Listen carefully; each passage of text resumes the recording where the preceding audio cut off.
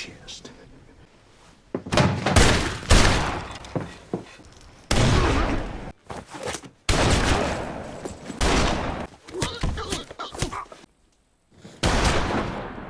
The film opens in 1906 in the state of Oklahoma, USA. A man named Brannigan is desperately running for his life, being hunted by 3 men. All 3 wear sheriff's badges: Dugan, Stillwell, and their ruthless leader, Ketchum. No matter how fast Brannigan runs, a bullet fired from a distance strikes him. He crashes to the ground, writhing in pain, yet still tries to drag himself forward. Ketchum walks up to him, viciously kicks him, and demands to know where the man they've been hunting for so long is hiding. Brannigan grits his teeth and refuses to say a word. Enraged, Ketchum continues kicking him without mercy. He then orders that Brannigan be tied to a horse and dragged across the land until he talks. Broken by agony and fear, Brannigan finally gives in and tells them the man they're searching for has gone in the opposite direction. But even after getting the information, Ketchum shows no mercy. He hangs Brannigan and leaves him to die. Elsewhere, we meet a teenage boy named Wyatt and his elderly father, Henry McCarty, working their small farm. Henry spent his childhood in New York and traveled extensively in his younger years, but eventually settled in Oklahoma to live a quiet life as a farmer. His wife passed away after a long illness, leaving him alone to raise Wyatt. Henry's brother-in-law, Al, visits them often. The 3 live a simple, peaceful life. The only recurring tension between father and son is this: Wyatt dreams of seeing the world and is eager to learn how to use a pistol, but Henry firmly forbids it. One early morning, they spot a horse racing wildly across the land, clearly out of control. Its saddle is soaked in blood, but there's no rider. Wyatt manages to calm the terrified horse and brings it back to the farm. Meanwhile, Henry saddles his own horse and rides out to investigate. After some time, he finds a man lying unconscious on the ground. Hello. Upon closer inspection, Henry realizes the man has been shot and has lost a dangerous amount of blood. Henry packs the bullet wound in the man's shoulder with mud and cloth to slow the bleeding.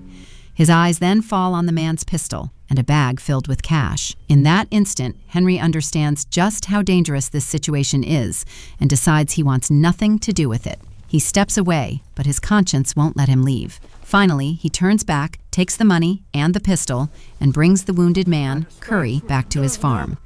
With Wyatt's help, they place Curry on a bed and tend to his injuries. When night falls, Henry hides the pistol and the money in a secret compartment inside a cupboard. What Henry doesn't realize is that Wyatt is quietly watching everything through a thin crack beneath the door. What now?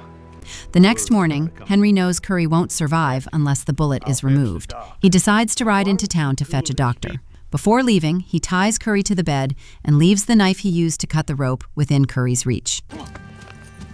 As soon as Henry leaves, Wyatt opens the cupboard and sees the pile of money inside. He doesn't touch it. Instead, he takes the pistol outside and begins practicing by shooting at a bottle. After several failed attempts, he finally manages to hit the target. The sound of gunfire throws Curry into horrifying nightmares. In his dreams, he relives the night his home was burned to the ground and his entire family was brutally murdered. He remembers the warning he was given, to stay silent no matter what. Later, when Wyatt goes back to return the pistol, he discovers an old box hidden inside the cupboard. Inside, he finds another pistol and newspaper clippings detailing crimes from the past.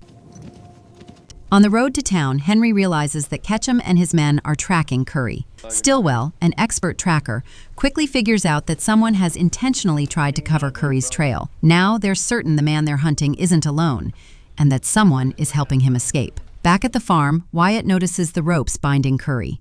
One of them has loosened, and the sheet covering Curry's other hand has slipped. When Wyatt pulls the sheet aside, he realizes the rope has come completely undone. Seizing the moment, Curry pretends to wake up. He grabs the knife nearby and lunges at Wyatt, shouting in panic that he doesn't want to hurt him, he just wants his bag back. At that exact moment, Henry returns home. Without hesitation, he rushes forward, shoves Curry away from his son, and beats him down with relentless force. Overpowered and battered, Curry once again slips into unconsciousness. After that, they strap Curry tightly to a chair and manage to bring him back around. Henry quickly realizes that taking him to a doctor now would be far too risky. Instead, he decides to remove the bullet from Curry's shoulder himself. As he digs the bullet out, Henry keeps questioning him non-stop. Crying out in agony, Curry insists that he is a sheriff. He warns Henry and Wyatt that they need to run immediately. If they don't, it will already be too late. Henry is still pressing him when Ketchum and his men suddenly step out of the woods. When Henry goes to pick up Curry's pistol, he notices it's already been fired. He reloads it and steps outside. Ketchum introduces himself as the sheriff and refers to the men with him as deputies. He says they're hunting a dangerous criminal named Curry, someone who tricks people by posing as a lawman. As the conversation continues, Ketchum takes a growing interest in Henry and begins asking personal questions. When he learns Henry's full name is McCarty, his attitude shifts. Years ago, a notorious criminal carried the same name. Before leaving, Ketchum warns Henry to keep his doors locked at night. Once they're back inside, Henry angrily slaps Wyatt for firing the gun. Wyatt snaps back, saying he's the only boy around who was never taught how to use a pistol. He insists he fired it out of curiosity. Then Wyatt lashes out, calling Henry a useless man and declaring that the moment he gets the chance, he'll leave the farm and abandon Henry to die alone. Henry then resumes questioning Curry. Curry swears he is the real sheriff and claims that Ketchum, Dugan, and Stillwell are bank robbers. According to him, they murdered the real lawmen and stole their badges. After taking money from the robbers, Curry was shot. He blacked out, fell off his horse, and later woke up on this very farm. Curry doesn't understand why Ketchum spared Henry, but he's certain they'll be back. Elsewhere, Ketchum and his men are talking things over. They're suspicious about why Henry would help a stranger. Dugan questions why they didn't just kill Henry when they had the numbers. Ketchum says it's not that simple. He doesn't believe Henry is motivated by money, and he noticed Henry didn't handle a gun like a typical farmer. They decide to dig deeper. Dugan will stay behind at the farm, while Ketchum and Stillwell head out to rent weapons and meet Al, hoping to learn more about Henry. That evening, Henry brings Curry a bowl of soup. Curry once again protests being tied up, asking if Henry still doesn't believe him. Henry tells him he needs to hear about his past before he can trust him. Curry lists the people he's worked with and lived alongside, and every name rings a bell with Henry. He mentions that Henry's face seems familiar, but Henry firmly denies recognizing him. To test him, Henry unties one of Curry's hands and places his revolver on the table. Curry doesn't reach for it. Instead, he starts telling stories from his youth, including a run-in with Billy the Kid. Hearing the stories and seeing Curry ignore the gun finally convinces Henry.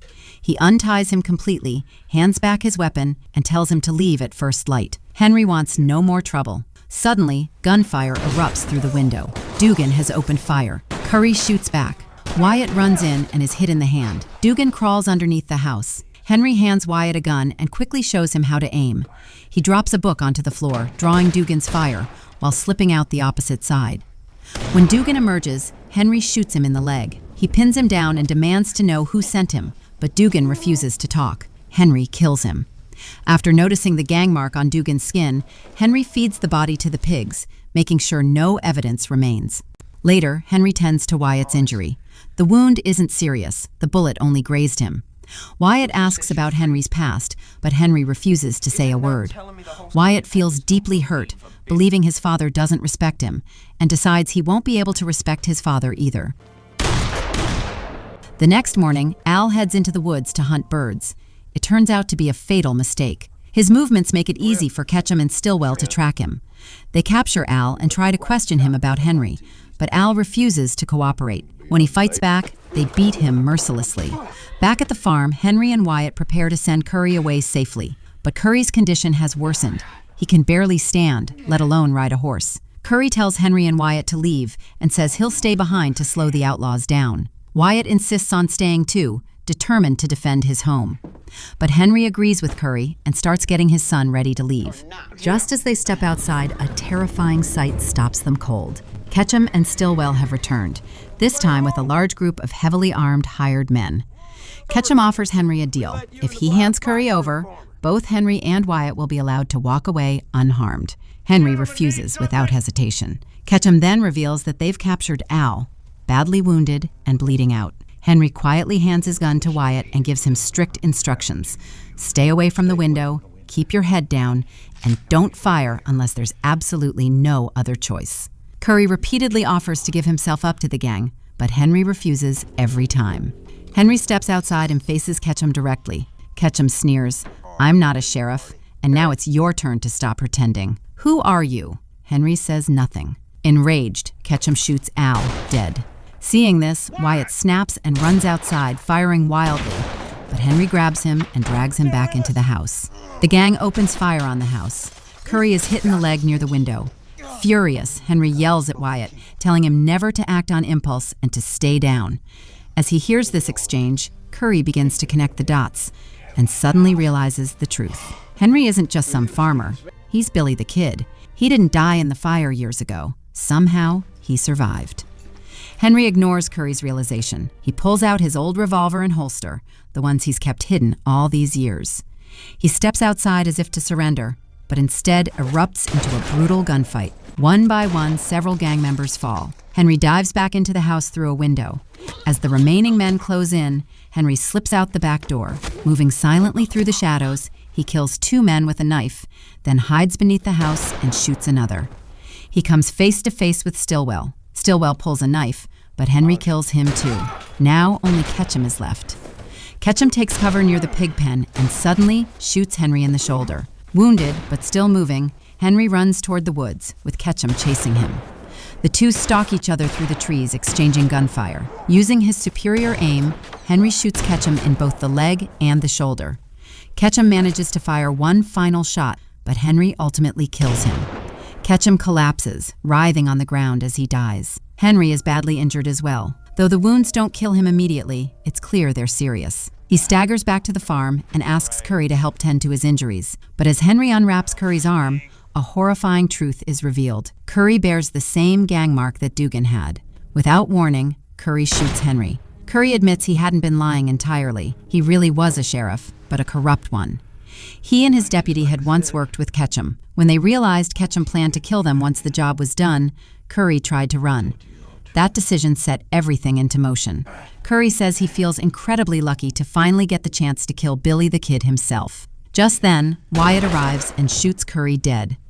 Wyatt rushes to his father's side and says, "You'll be okay, Dad. I'll get a doctor." But Henry knows the truth. His wounds are too severe. Death isn't coming fast, but it is coming. With his final strength, Henry asks Wyatt to sit beside him. He tells his son that someday he'll hear countless stories about Billy the Kid, but only half of them will be true. Henry admits he was never a good man, and that he always believed a person could never fully escape their past or make up for their sins. He says that if anything ever brought him real peace, it was trying, truly trying, to be a good father. Henry accepts that this new world no longer has a place for him, but he believes with certainty that Wyatt will find his own place in it. After Henry's death, Wyatt grieves quietly. Once he gathers himself, he buries his father beside his mother in the local cemetery. Sometime later, Wyatt collects his father's remaining belongings, saddles his horse, and rides away from the farm, finally setting off toward the life he always dreamed of. With that final image, the film comes to an end.